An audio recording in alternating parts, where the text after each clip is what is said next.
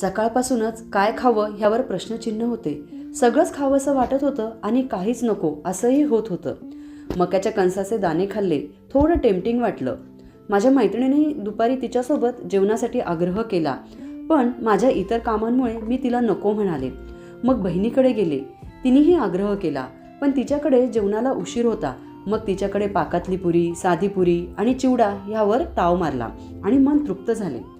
जेव्हा मी माझ्या दुसऱ्या मैत्रिणीकडे गेले तेव्हा थोडी भूक लागली असे जाणवले. समोरचे लाडू आणि मकाने मला खुणवत होते. तोंडापर्यंत आलेले वाक्य मी गिळले, पण लाडू आणि मकाने टेबलावरच राहिले. फार विशेष काही कारण नाही, पण राहिलं मात्र खरंच.